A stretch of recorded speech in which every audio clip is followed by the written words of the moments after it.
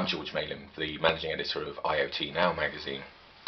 As the Internet of Things continues to mature, it's becoming clear that applications will be international in nature. They won't be confined to small regions or single nations.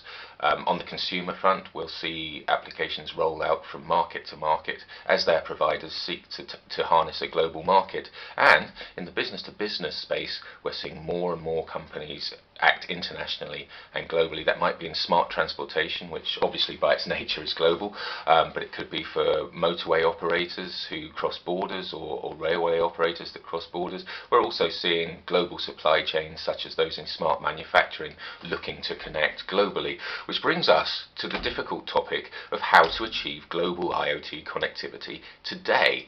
This is quite a complex task, and for that reason we're hosting a webinar on the 14th of September at 4 p.m. British Summer Time. I'm very pleased to welcome a panel that includes Neil Hamilton, who is the Vice President of Business Development at ThingStream, which is a division of Myriad Group. Neil's a technology evangelist who's been a founding member of a number of technology startups and has a really in-depth knowledge of what's happening in Internet of Things today. He'll be joined by Saverio Romeo, the Principal Analyst of Beecham Research. He's an absolute expert on IoT topics and a long-term friend of IoT Now magazine, contributing regularly to the publication. So we're delighted to have Saverio on board as well as Neil.